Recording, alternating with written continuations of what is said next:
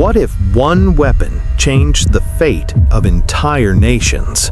For thousands of years, humans were hunted, weak, afraid, defenseless, but then they discovered something, a rock that could kill. That rock became steel, steel became fire, and fire became the deadliest rifle ever created. One design, one name, spread across 100 countries, used in every war you've ever heard of. It never jams, never breaks, never stops. Rebels used it, soldiers carried it, empires feared it. But where did it come from? Who built it? And why does it still decide who lives and who dies? From the first stone thrown in anger to the rifle that conquered the modern world, there is a hidden story, a story of blood, power, and survival. And here on Echoed Reality, we will show you everything. The wars it won, the lives it took, the secrets it still hides. This is not just history. This is the evolution of death itself. And it all starts with one pull of a trigger. In the very beginning, before cities or farms or empires, humans walked the earth with nothing but their bare hands.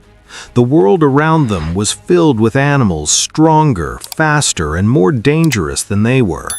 Lions had claws and teeth. Bears had massive strength. Wolves hunted in packs. Early humans had none of these advantages. They were slow runners. Their teeth were small. Their fingernails could not tear through thick hide.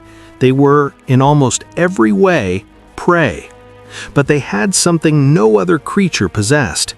They had minds that could imagine solutions to problems that did not yet exist.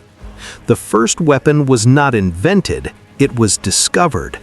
Somewhere, perhaps 50,000 years ago, perhaps earlier, a human picked up a stone, not to build with, not to mark territory, but to throw. When danger approached, that stone became an extension of the arm, a way to strike from a distance, a way to say no to the world that wanted to consume them. That simple act, picking up a rock and recognizing its potential as a tool of violence, changed everything. Humans were no longer just another animal trying to survive. They were creatures who could reshape the world to match their needs. Over thousands of years, those simple stones became more refined. Humans learned that certain types of rock, like flint and obsidian, could be shaped. When struck at the right angle, these stones would break in predictable ways, creating sharp edges. A sharp stone could cut through animal skin. It could butcher meat more efficiently. It could be used to defend against attackers. By around 30,000 years ago, humans were creating stone tools with clear purpose and design. These were not random objects. They were planned, crafted, shaped by hands that understood what they were making. The next great leap came with the understanding that a weapon could be more than just what you held in your hand. A stone tied to a wooden stick with animal sinew became something new. It became a spear, a weapon that extended reach beyond the length of an arm. A human with a spear could stand further from a charging animal. They could thrust forward with the strength of their whole body behind the point. The spear changed hunting. It changed fighting. It gave humans an advantage they had never possessed before. Distance, the ability to kill without being within the reach of claws and teeth. Around 20,000 years ago, another innovation appeared. The atlatl, a simple stick with a cup at one end, allowed a human to throw a spear much harder and further than by arm alone. It worked like an extension of the arm, adding leverage and speed. A spear thrown with an atlatl could pierce deeply into an animal from many meters away. This was the beginning of a pattern that would repeat throughout all of human history. Every new weapon was designed to increase distance between the killer and the killed, to make violence more efficient, to give one group of humans an advantage over another. The bow and arrow emerged sometime between 15,000 and 10,000 years ago. Different cultures developed it independently, suggesting that it answered a fundamental need. A bow was made from flexible wood, bent and held under tension by a string. When the string was pulled back and released, it transferred energy to an arrow, sending it flying through the air. An arrow could kill at distances that a thrown spear could never reach. A hunter with a bow could hide and shoot without the prey knowing where the attack came from. A warrior with a bow could rain death on enemies from positions of safety. The bow was quiet, it was deadly, it was efficient. For thousands of years, stone remained the material of choice for weapon points. But around 6,000 years ago, humans discovered something remarkable. Certain types of rock, when heated in fire to very high temperatures, would melt into liquid. This liquid metal could be poured into molds, shaped, and allowed to cool. When cool, it became hard again, harder than stone. The first metals used this way were copper and tin. When these two metals were combined, they created bronze. Bronze could be cast into shapes impossible with stone. It could be sharpened to a finer edge. It did not shatter when struck against hard surfaces. The Bronze Age had begun. Bronze swords appeared around 5,000 years ago in the Near East and spread across the ancient world. A bronze sword was expensive and difficult to make, but it was superior to anything that came before it. Armies equipped with bronze weapons conquered armies that still carried stone. Empires rose based on their control of copper and tin mines. Power became connected to metal. Those who controlled the resources to make bronze controlled the ability to wage war effectively. Egypt, Mesopotamia, Greece, and China all built civilizations where bronze weapons were symbols of military might and social status. But bronze had limitations. It was relatively soft. Blades would dull with use. The metals needed to make bronze were not found everywhere, making it expensive. Around 3,000 years ago, humans learned to work with iron. Iron was much harder to process than bronze. It required hotter fires, more sophisticated techniques, and greater skill. But iron ore was abundant. It could be found in many places. A civilization that mastered iron could equip large armies at a fraction of the cost of bronze. Iron weapons transformed warfare.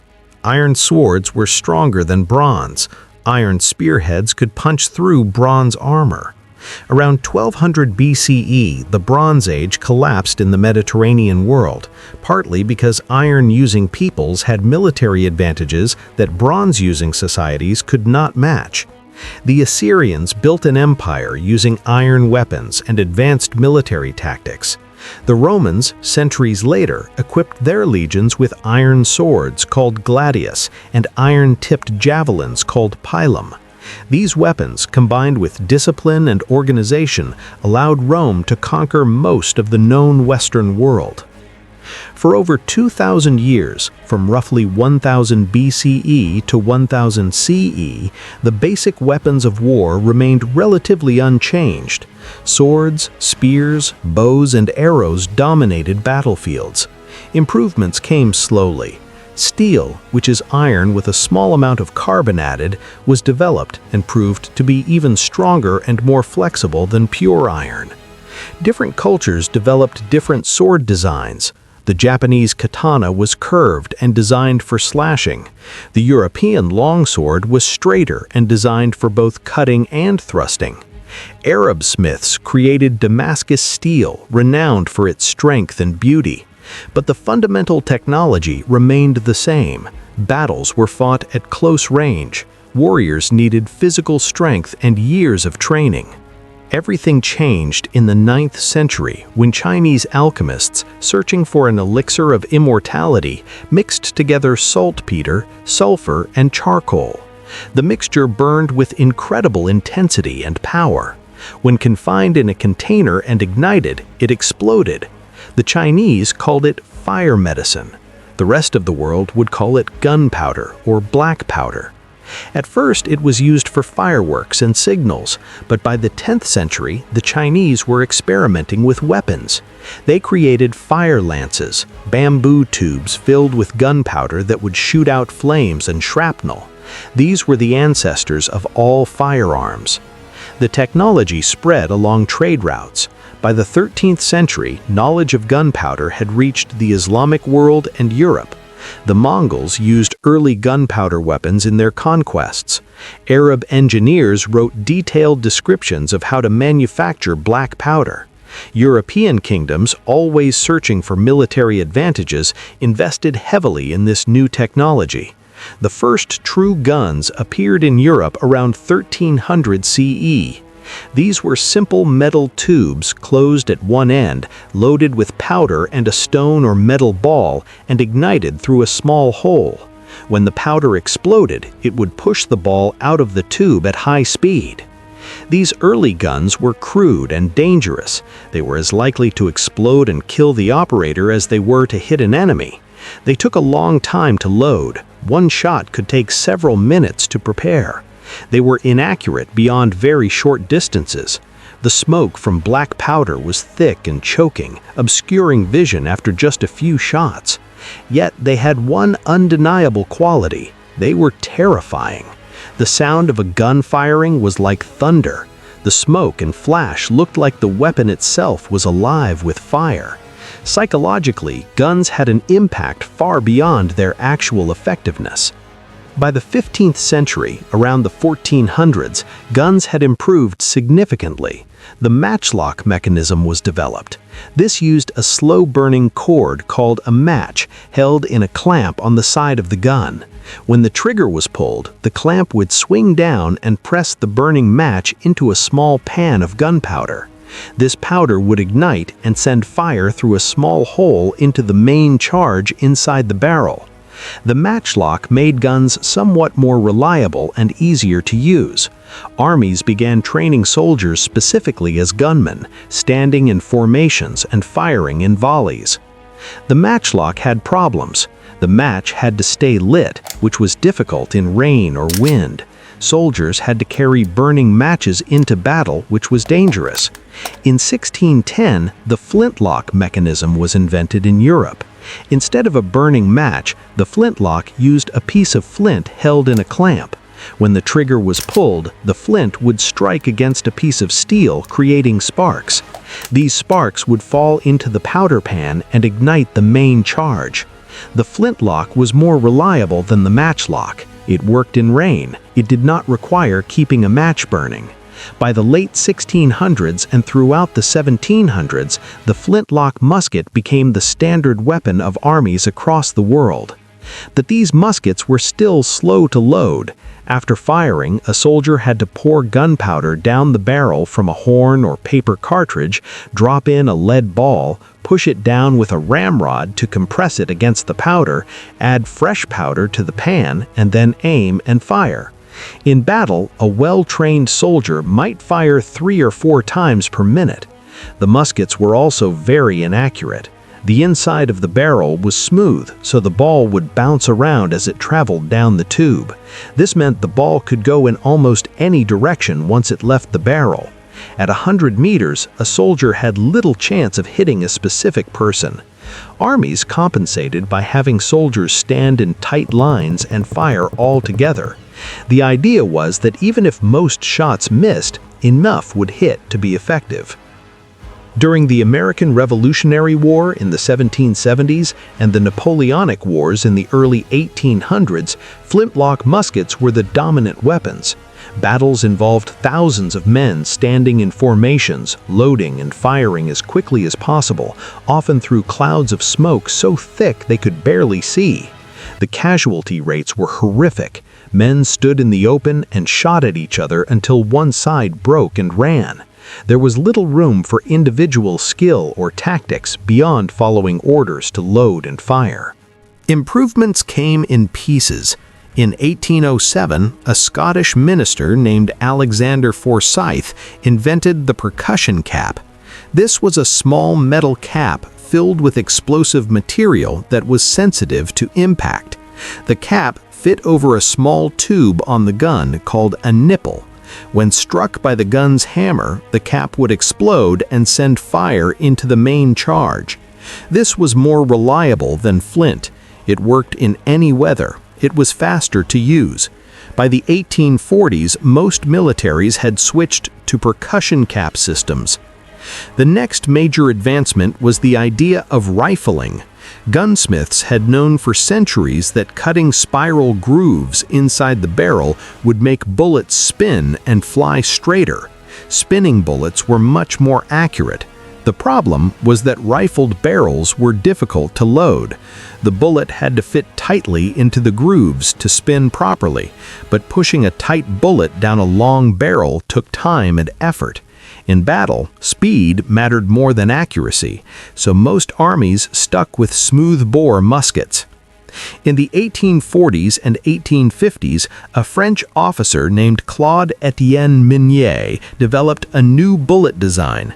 The Minié ball was shaped like a cone with a hollow base. It was small enough to drop easily down a rifled barrel. But when the gunpowder exploded, the force would expand the hollow base, pushing it into the rifling grooves. This meant soldiers could load quickly but still get the accuracy of a rifled barrel. The Minié ball changed warfare. Now a single soldier could accurately shoot and kill someone several hundred meters away. The American Civil War, fought from 1861 to 1865, was the first major conflict where most soldiers carried rifled muskets firing Minié balls. The war was devastating. Over 600,000 men died. The old tactics of standing in lines and marching toward the enemy became suicide. Soldiers with rifles could kill attackers long before they got close. Men learned to dig trenches and build fortifications. They learned to spread out and take cover. The Civil War showed that weapons had advanced faster than tactics, and the result was mass slaughter. While the war raged in America, inventors in Europe were working on even newer ideas. For hundreds of years, each gun could fire only one shot before needing to be reloaded. This was slow and left soldiers vulnerable. The solution was to put the bullet, the gunpowder, and the ignition system all together in one package called a cartridge. A brass or paper tube would hold the powder and bullet with a percussion cap built into the base. This cartridge could be loaded into the gun as a single unit. This was faster and more reliable. The next step was creating a mechanism that could load multiple cartridges without the soldier doing each step manually. The bolt-action rifle achieved this. After firing, the soldier would lift up on a handle at the rear of the gun, pull it backward, push it forward, and lock it down. This motion would eject the empty cartridge, load a fresh one from a magazine that held multiple rounds, and prepare the gun to fire again. This could be done in a few seconds. A soldier with a bolt-action rifle could fire 10 or more aimed shots per minute, far more than any musket. By the 1880s, most European nations were adopting bolt-action rifles. Germany had the Mauser, Britain had the Lee Enfield, France had the Lebel, and the United States had the Springfield. Each design was slightly different, but the principle was the same. These rifles were accurate at ranges of several hundred meters.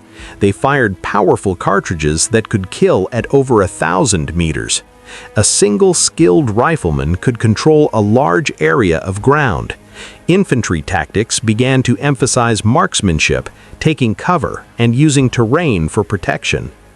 Russia, the largest nation on Earth, needed a new rifle for its massive army. Russian officers studied designs from around the world. In 1891, they adopted a rifle designed largely by a Russian captain named Sergei Mosin, with input from a Belgian designer named Léon Nagant.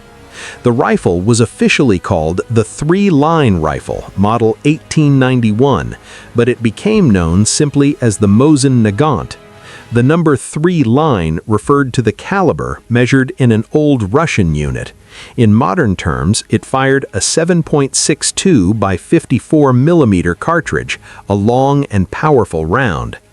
The Mosin Nagant was not the most advanced rifle of its time. It was not the smoothest to operate, it was not the lightest, but it was strong, simple, and reliable. It was made from good steel and solid wood. It could withstand harsh conditions. Russia needed a rifle that would work in the frozen winters of Siberia and the dusty summers of Central Asia. The Mosin Nagant met those needs. It was put into production in factories across Russia. Millions were made. Russian soldiers carried it through the Russo-Japanese War in 1904 and 1905, where Japan's more modern military defeated Russia in several shocking battles. World War I began in 1914 and changed everything about warfare. Armies that expected a short, glorious war found themselves locked in a grinding stalemate. Trenches stretched across Europe from the English Channel to Switzerland. Soldiers lived in mud, surrounded by barbed wire and under constant threat of artillery. The bolt-action rifles they carried were deadly, but they were not enough. Machine guns appeared, weapons that could fire hundreds of rounds per minute. One machine gun could hold off an entire company of attacking soldiers. Tens of thousands of men died trying to cross open ground between trenches. The war dragged on for 4 years. By the time it ended in 1918, over 15 million people died. Russia suffered terribly in World War I. The Mosin Nagant was the main rifle of Russian soldiers, but there were not enough rifles for all the men being sent to fight. Some soldiers went into battle without weapons, told to pick up rifles from dead comrades. The Russian war effort collapsed. Revolution swept through the country in 1917. The Russian Empire fell. In its place rose the Soviet Union, a communist state that promised to build a new kind of society. The new Soviet government pulled out of the war, but they kept the Mosin Nagant. It remained the standard Soviet rifle through the chaos of civil war and into the 1920s and 1930s. Between the two world wars, military thinkers tried to understand what had gone wrong. They looked for ways to avoid the stalemate of trench warfare. Some believed faster movement was the answer, using tanks and trucks to break through enemy lines. Others believed air power would dominate future wars. But everyone agreed that the individual soldier needed better weapons. Bolt-action rifles were accurate and reliable, but they were slow. A soldier could fire perhaps 10 to 15 aimed shots per minute. In close combat, that was not enough. Engineers experimented with automatic weapons. An automatic weapon would use some of the energy from firing one bullet to load the next bullet, allowing continuous fire. Machine guns had used this principle for decades, but they were heavy and required a crew to operate. What was needed was an automatic weapon light enough for one soldier to carry.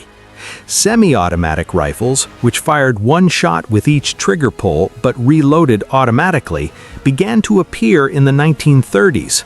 The American M1 Garand, adopted in 1936, was the first semi-automatic rifle to become a standard military weapon. It gave American soldiers a significant advantage in World War II. World War II began in 1939 when Germany invaded Poland. The war would spread across the entire world and last until 1945. It would kill over 60 million people, making it the deadliest conflict in human history.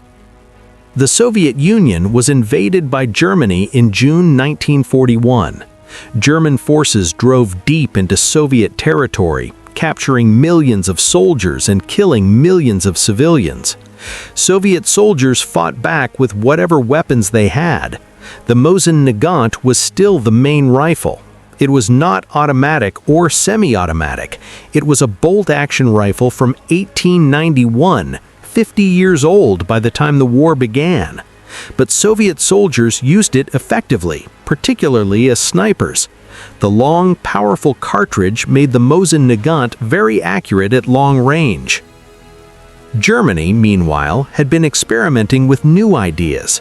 German soldiers carried a mix of weapons. Most had bolt-action rifles. Some had semi-automatic rifles.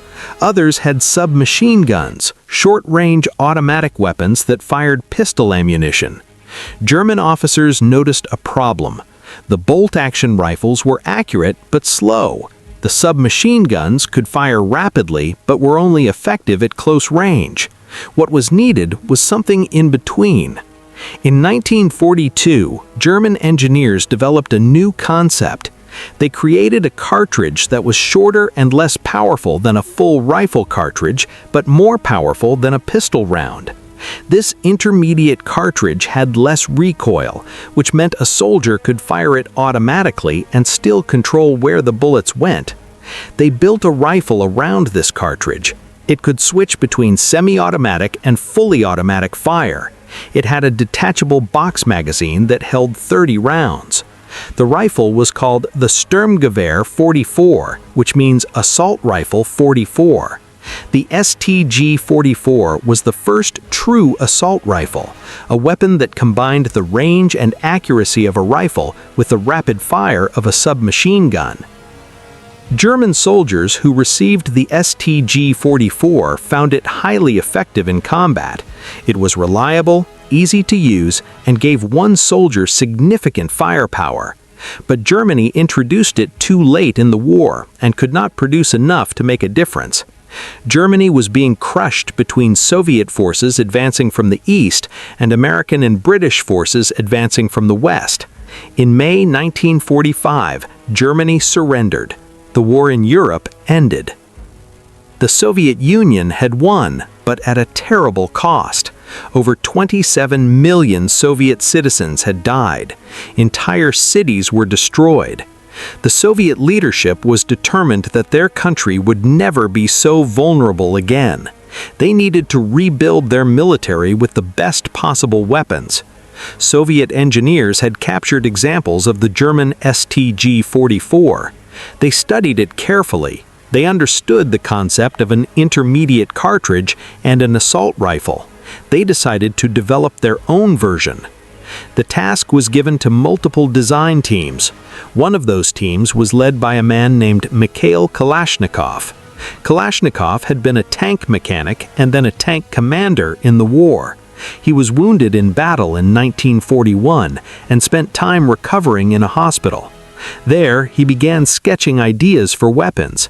He had not been trained as an engineer. He learned by studying other designs and through trial and error. After the war, he worked on creating a new rifle for the Soviet military. In 1946, several prototype rifles were tested. Kalashnikov's design showed promise but needed improvements. He continued working, refining the design. In 1947, his rifle was selected for further testing. After more trials and modifications, it was officially adopted by the Soviet military. The designation was Automat Kalashnikov 1947, meaning Kalashnikov's Automatic Rifle 1947, or AK-47. The weapon would become the most recognized and widely used rifle in history. The AK-47 was designed around a new cartridge, the 7.62 by 39 mm. This was an intermediate round, less powerful than the old Mosin Nagant cartridge, but more powerful than pistol ammunition. It had manageable recoil, allowing a soldier to fire in fully automatic mode and still keep the weapon under control. The rifle used a gas-operated system. When a round was fired, some of the gas from the explosion was directed into a tube above the barrel. This gas pushed a piston backward. The piston was connected to the bolt, the part that held the cartridge in place. As the piston moved back, it pulled the bolt with it, ejecting the empty case. A spring then pushed everything forward, picking up a new round from the magazine and loading it into the chamber. This cycle happened automatically each time the rifle was fired. The shooter could pull the trigger and the rifle would keep firing until the magazine was empty. What made the AK-47 special was not one single feature, but the combination of simplicity, reliability, and effectiveness. The rifle was made with loose tolerances. This means the parts did not fit together tightly. There were small gaps. This might seem like poor quality, but it was intentional. Dirt, mud, sand, and water could get into the rifle, but there was enough space for the parts to keep moving. Other rifles, built to tighter tolerances, would jam when they got dirty. The AK-47 kept working. Soviet soldiers tested it in every environment they could think of. They buried it in sand. They soaked it in water. They froze it in ice. They dropped it from heights. The rifle kept functioning. The AK-47 was also simple to use. It had only a few controls. The safety lever, which also acted as the fire selector, was on the right side. Push it all the way up and the gun was safe, unable to fire. Move it down one position and the rifle fired fully automatic. Move it down to the bottom position and it fired semi-automatic, one shot per trigger pull. The magazine release was a simple lever. Push it, remove the empty magazine, insert a full one, pull back the charging handle to load the first round, and the rifle was ready. A soldier could be taught to use it in a few hours. The rifle was also relatively inexpensive to produce. Most of the parts were made from stamped sheet metal, a process where flat steel is pressed and bent into shape. This was faster and cheaper than machining parts from solid blocks of steel. The receiver, the main body of the gun, was milled from solid steel in early models, which made it strong but expensive. Later versions would switch to stamped receivers to reduce cost even further. The Soviet Union could produce millions of these rifles. Production began in the late 1940s and ramped up in the 1950s. The Soviet Union armed its military with the AK-47. They also began giving or selling the rifles to allied nations and friendly governments around the world. Countries in Eastern Europe, Asia, Africa, and Latin America received AK-47s. Many of these countries set up their own factories to produce the rifle under license. China produced a copy called the Type 56. East Germany made a version. Poland, Romania, Bulgaria, and Yugoslavia all made their own variants. Each was slightly different, adapted to local manufacturing capabilities and preferences, but all were based on Kalashnikov's design. The Cold War had begun. The United States and the Soviet Union, allies during World War II, became rivals. They did not fight each other directly because both had nuclear weapons, and a direct war could mean the end of human civilization. Instead, they competed through proxy wars, supporting opposite sides in conflicts around the world. The AK-47 became the rifle of one side of this global divide. The United States developed its own rifles, particularly the M14 and later the M16.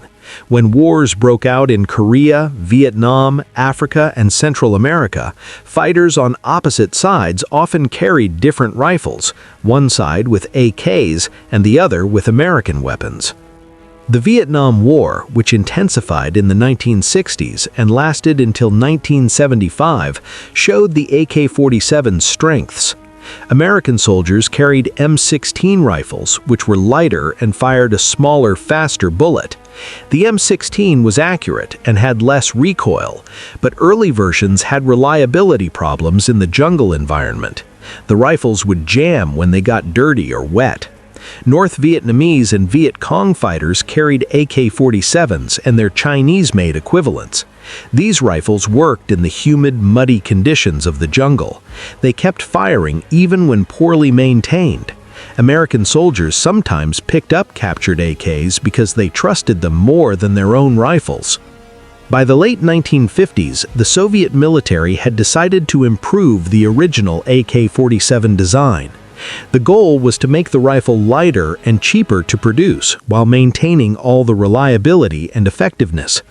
The result was introduced in 1959 and called the AKM, which stood for Automat Kalashnikov Modernized, or Modernized Kalashnikov Automatic. The AKM used a stamped steel receiver instead of a milled one. This reduced the weight by about 1 pound.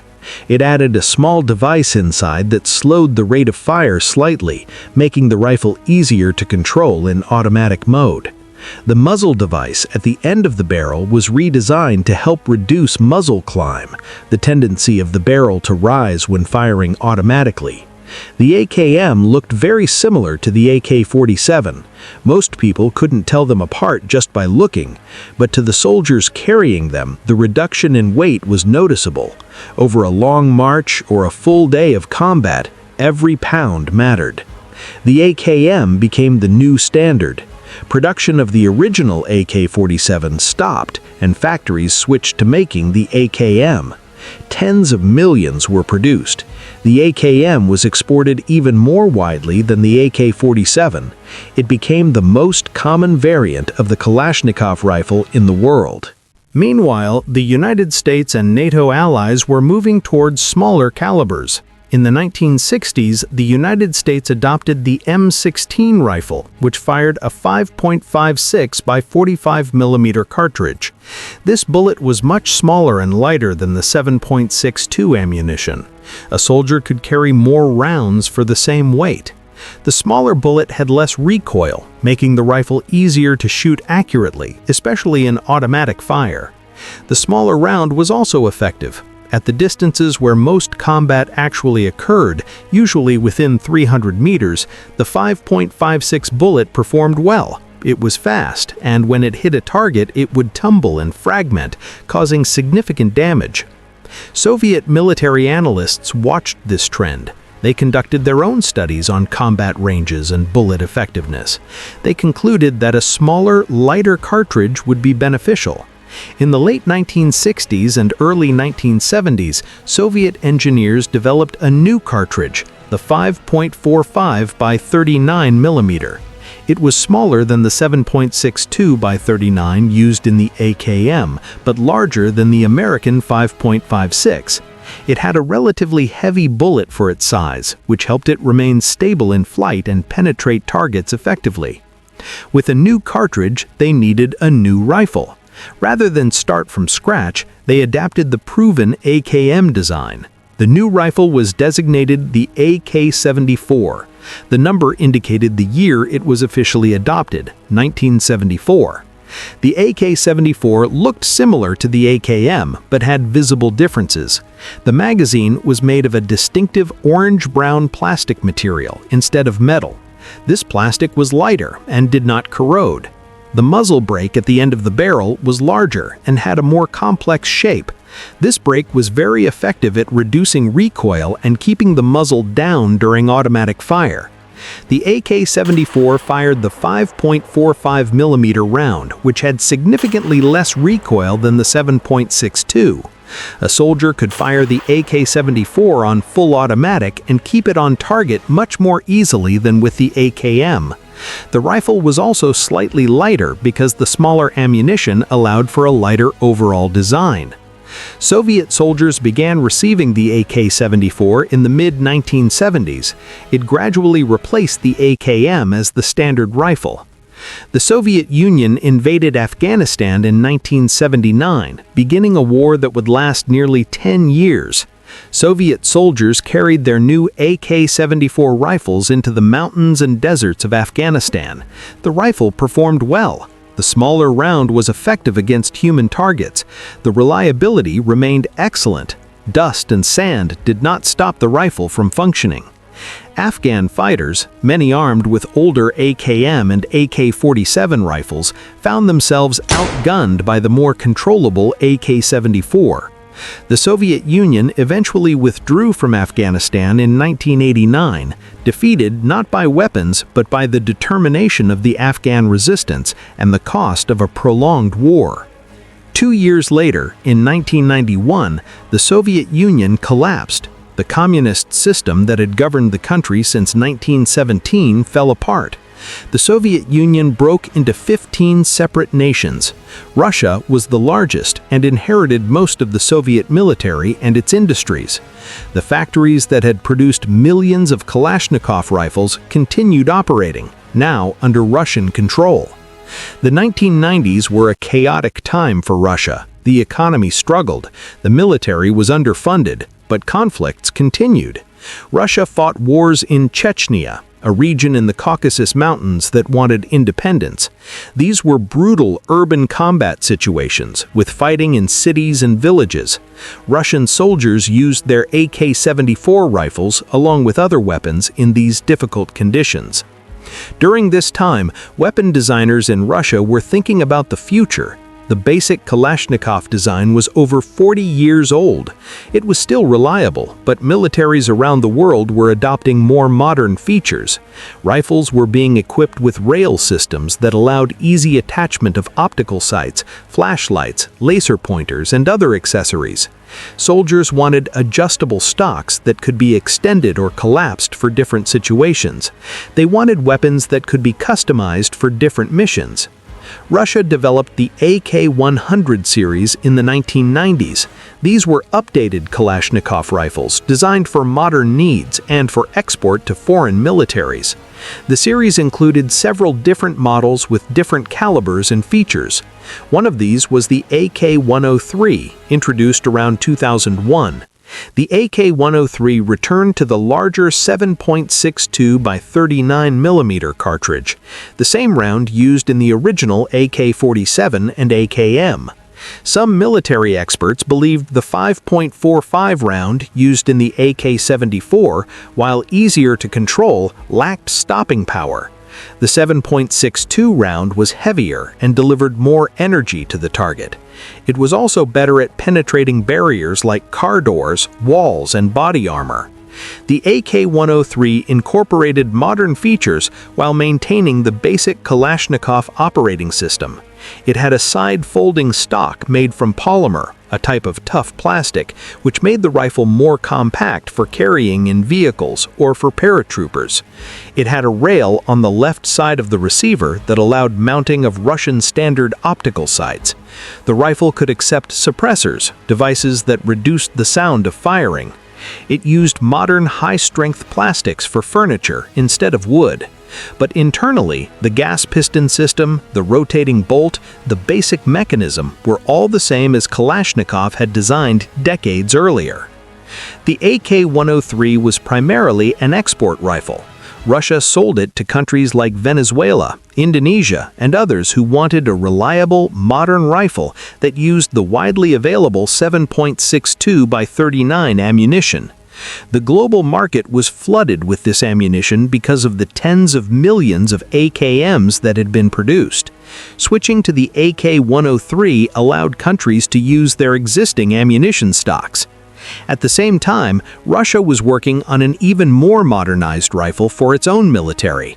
The Russian armed forces wanted a rifle that could accept modern accessories without modifications, that had improved accuracy, that was ergonomic and comfortable to use, and that maintained the legendary reliability of the AK platform.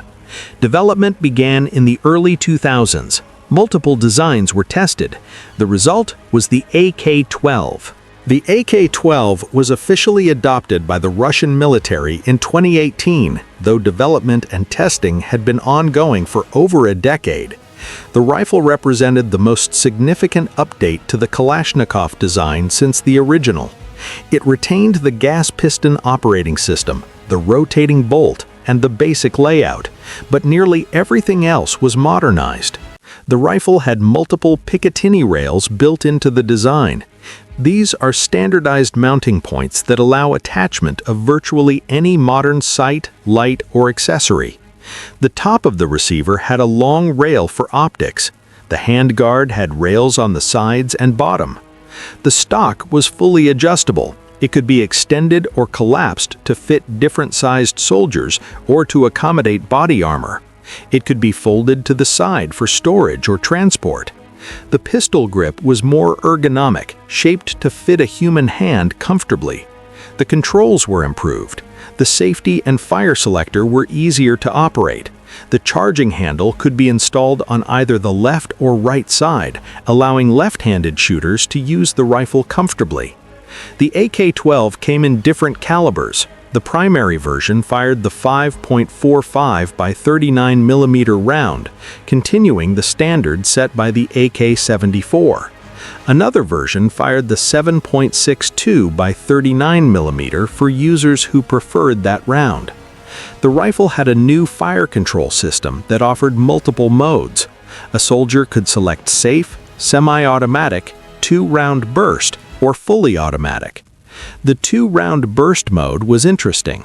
When the trigger was pulled, the rifle would fire exactly 2 shots and then stop, even if the trigger was held down. This gave a balance between firepower and control.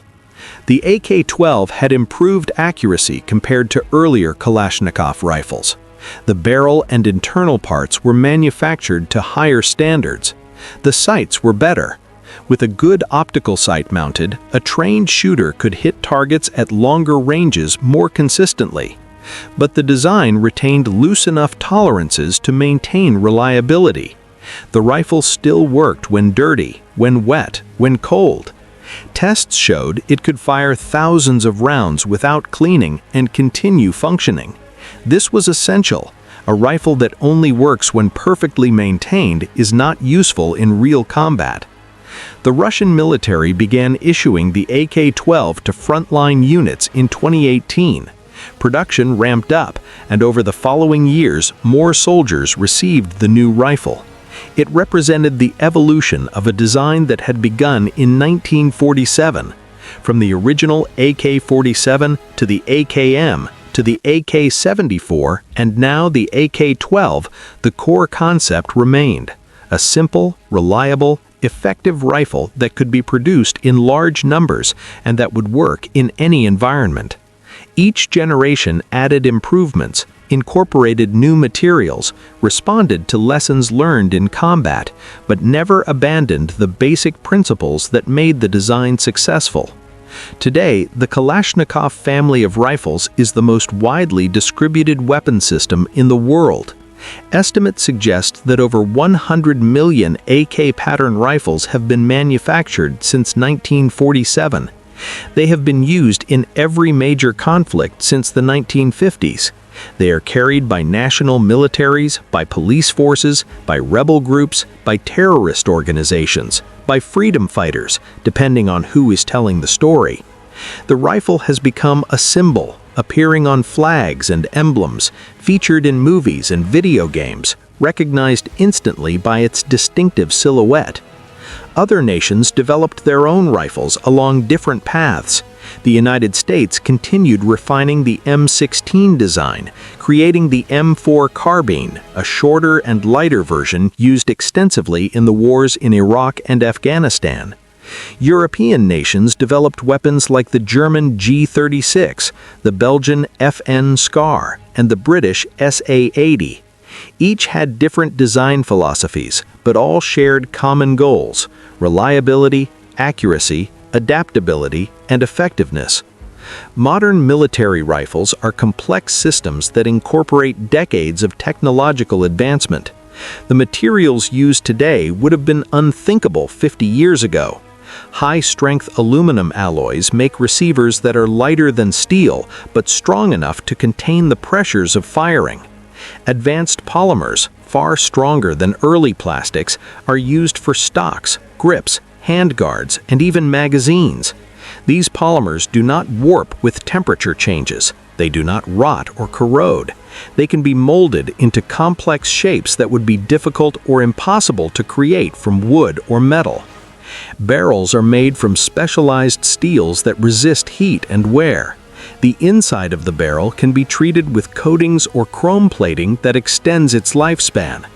A modern military rifle barrel can fire tens of thousands of rounds before it wears out, compared to a few thousand for older rifles. Manufacturing precision has improved dramatically.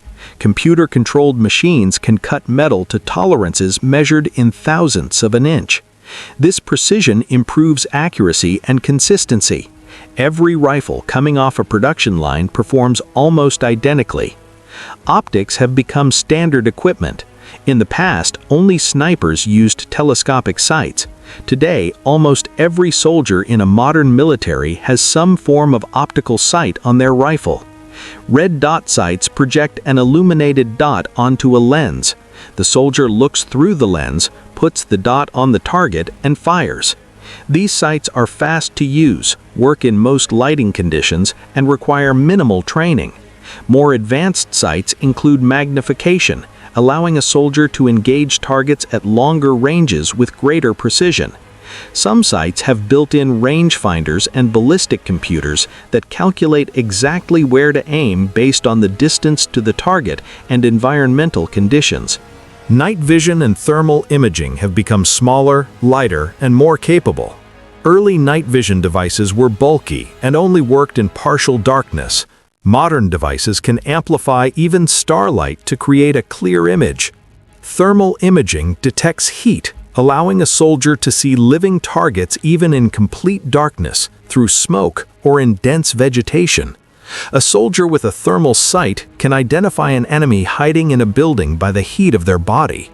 These technologies give enormous tactical advantages.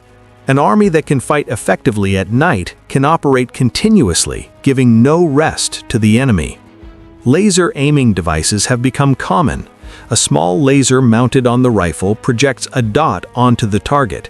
The soldier simply puts the dot where they want the bullet to go and fires. This is especially useful in close quarters combat, where there is no time for careful aiming through sights. Some lasers operate in the infrared spectrum, invisible to the naked eye, but visible through night vision devices. This allows soldiers using night vision to aim without revealing their position to enemies who do not have night vision. Suppressors, often called silencers, have become more widely used. A suppressor does not make a gun silent like in movies, but it does significantly reduce the sound. This protects the shooter's hearing, reduces fatigue during extended operations, and makes it harder for enemies to locate where shots are coming from. Modern suppressors are made from high-strength materials that can withstand the heat and pressure of thousands of rounds. Some rifles are now designed with suppressors as integral parts, permanently attached or easily installed without modifying the weapon. Ammunition has evolved as well. Modern military bullets are not simple lead slugs. They are precision-engineered projectiles designed for specific purposes. Standard military bullets have a lead or steel core surrounded by a copper jacket. This allows the bullet to fly faster without fouling the barrel. Armor-piercing bullets have hardened steel or tungsten cores that can penetrate body armor and metal barriers. Tracer rounds contain a small amount of pyrotechnic compound that burns brightly, allowing the shooter to see the bullet's path and adjust their aim. This is especially useful at night or for signaling. Body armor has forced changes in ammunition design. Modern soldiers wear vests with ceramic or steel plates that can stop rifle bullets. This has led to development of bullets specifically designed to defeat this armor. The arms race between protection and penetration continues. As armor improves, ammunition is developed to defeat it. As new ammunition appears, better armor is designed. This cycle has repeated throughout history. Manufacturing has become a global industry. A modern rifle might have parts made in multiple countries, assembled in another, and used in yet another. The complexity of producing a modern weapon requires advanced industrial capabilities. Precision machining, metallurgy, chemistry, electronics, and optics all come together. Only nations with developed industrial bases can produce truly modern weapon systems domestically. Others must import or license production. The definition of what makes a weapon strong has changed over time. In the past, power meant a bigger bullet, a more powerful cartridge. Today, strength is measured in multiple ways. Reliability is crucial. A weapon that jams in combat is useless regardless of how powerful it is when it works. Accuracy matters because precision reduces the ammunition needed to achieve a goal and reduces civilian casualties in conflicts where civilians and combatants are mixed. Weight is important because soldiers must carry their weapons along with ammunition, water, food, medical supplies, communications gear, and body armor. Every pound saved from the weapon is a pound that can be used for something else. Modularity has become a key concept. A modular weapon can be configured for different missions. The same basic rifle can have a long barrel for accuracy at distance or a short barrel for maneuverability in buildings. It can mount a variety of sights, lights, and accessories. A single weapon system can serve multiple roles, reducing the number of different weapons a military needs to field and simplifying logistics and training. Training methods have advanced alongside weapons. Modern militaries use sophisticated simulators that recreate combat conditions without firing live ammunition. Soldiers can practice engaging targets, making tactical decisions, and coordinating with their unit in virtual environments. Laser systems allow rifles to be fitted with emitters that register hits on sensors worn by other soldiers during training exercises.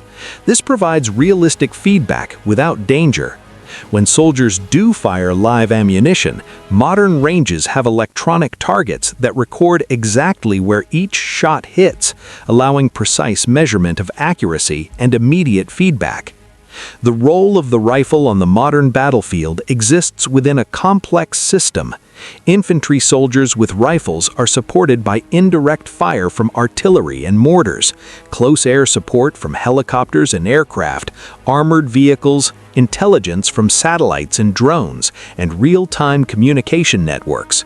A soldier today is connected to a larger system in ways that would have been impossible even 20 years ago. They can call for fire support with precision, receive updated intelligence, and coordinate with other units instantly. Drones have added a new dimension. Small quadcopter drones can be carried by infantry squads and launched to scout ahead, looking over hills or into buildings without exposing soldiers to danger. Larger drones can carry weapons, striking targets with missiles guided by operators hundreds or thousands of miles away.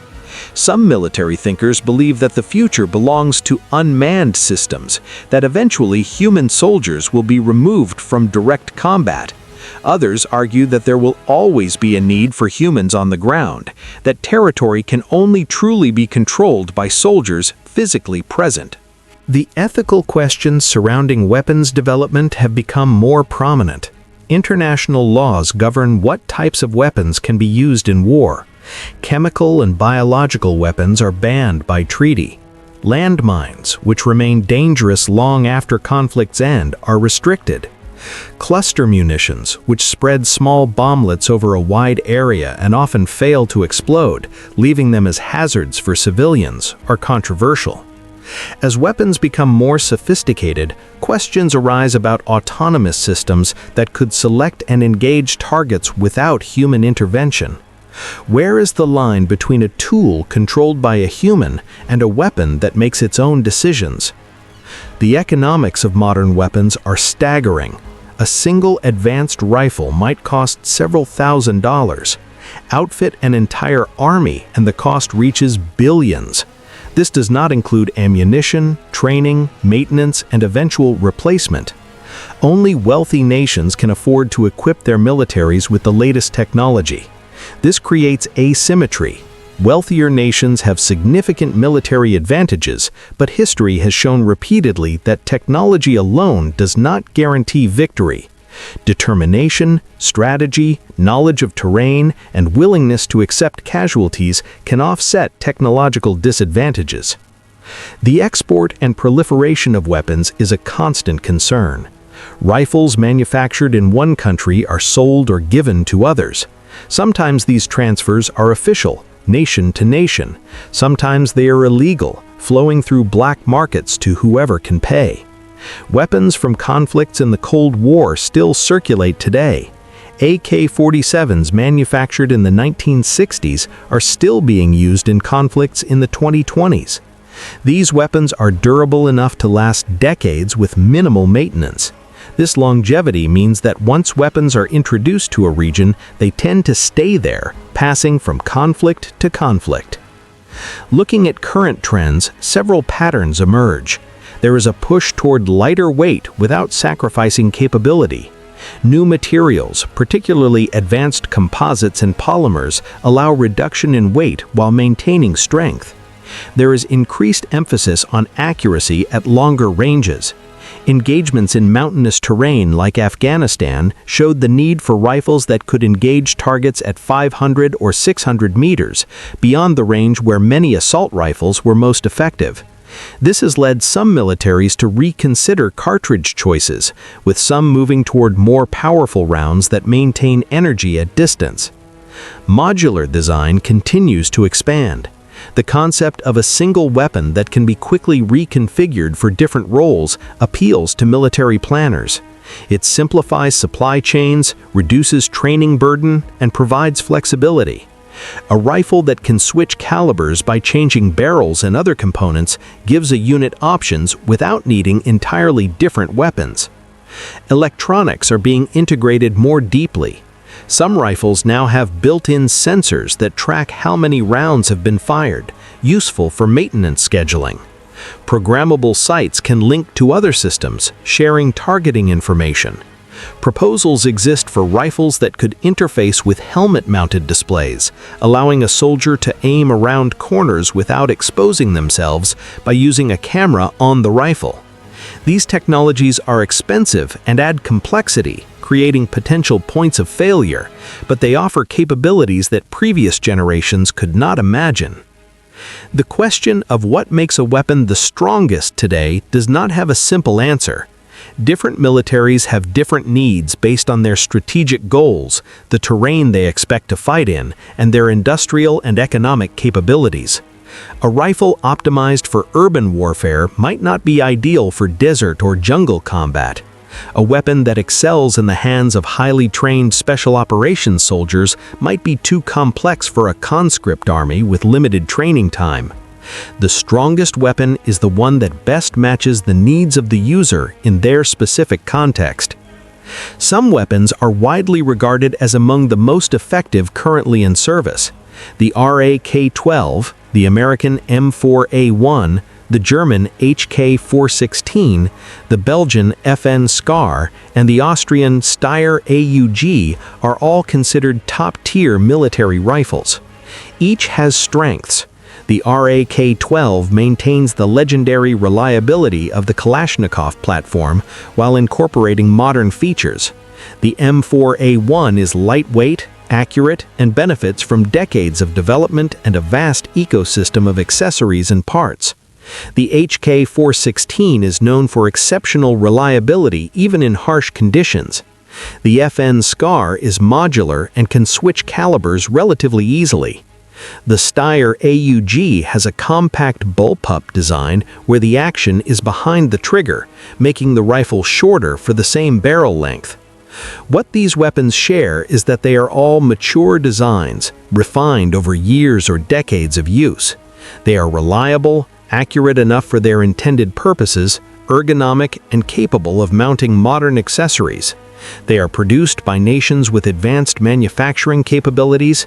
They are expensive compared to older designs, but not so expensive as to be impractical. They represent the current state of the art, but not a revolutionary leap beyond what came before. Evolution, not revolution, characterizes modern rifle development. Military organizations study conflicts constantly, trying to learn lessons that will inform future development.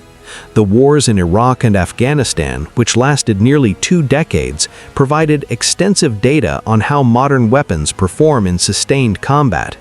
Thousands of soldiers using their rifles daily in harsh conditions revealed strengths and weaknesses. Dust and sand in Iraq caused problems for some weapons. The M4, for example, had to be modified to improve reliability in desert conditions. The urban environment of Iraqi cities showed the value of short, maneuverable weapons with optics for precision. The mountainous terrain of Afghanistan demonstrated the need for weapons effective at longer ranges. Future directions are speculative, but trends are visible. Lighter weight will remain a priority. A reduction of even a few ounces matters over the course of a long patrol. Materials science continues to advance, and new alloys and composites promise further weight reduction. Accuracy will continue to improve through better manufacturing, improved barrels, and advanced optics. The marriage of electronics and weapons will deepen, though debates continue about whether added complexity is worth the trade-off in potential reliability issues. Some research focuses on alternative propellants and ignition systems. Traditional gunpowder has been used for over 1,000 years.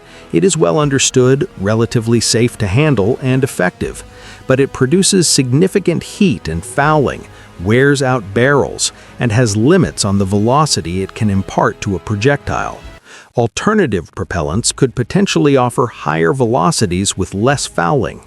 Electronic ignition, where an electric current ignites the propellant instead of a mechanical firing pin striking a primer, could offer faster lock time and more consistent ignition.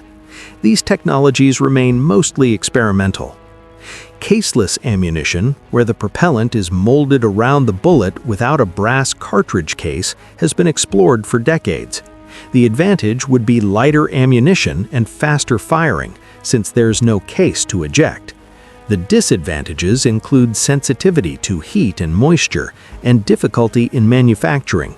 Despite extensive research, no military has widely adopted caseless ammunition. The traditional brass cartridge case remains standard. Some look toward energy weapons, lasers or particle beams that could engage targets at the speed of light. These technologies exist, but face enormous practical challenges. They require substantial electrical power, far more than a portable battery can provide for more than a few shots. They are affected by weather, with fog, rain, and smoke degrading their effectiveness. They are expensive and complex. For the foreseeable future, kinetic weapons, those that kill by propelling a physical projectile into a target, will remain dominant. Artificial intelligence and autonomous targeting systems raise profound questions.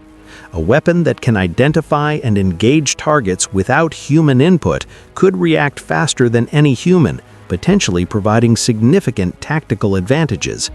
But such systems also raise ethical concerns. Should a machine be allowed to decide who lives and dies? What happens when the system makes a mistake? International discussions continue about where boundaries should be drawn.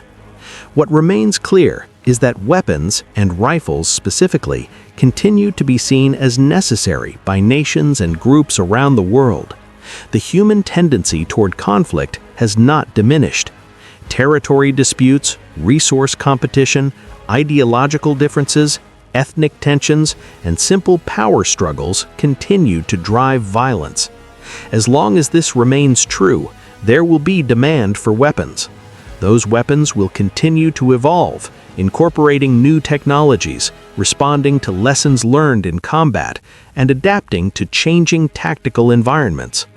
The story of weapons, from the first stone held in a human hand to the modern military rifle, is a story of human ingenuity applied to violence. It is a story of fear driving innovation, of each advance prompting a response, of the never-ending cycle where better defense creates demand for better offense, which creates demand for better defense. It is a story measured not just in technological achievement, but in human lives, in battles won and lost, in empires risen and fallen. Today, a soldier carrying an AK-12 stands in a line that stretches back through the AK-74, the AKM, the AK-47, through the Mosin Nagant and bolt-action rifles, through flintlocks and matchlocks, through crossbows and longbows, through bronze swords and iron spears, all the way back to that first stone. The technology has changed beyond recognition. The fundamental purpose has not. These are tools designed to kill, refined over millennia, shaped by countless conflicts.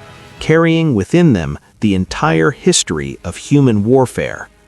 That history continues to be written today, and the weapons in the hands of soldiers around the world will write the next chapters.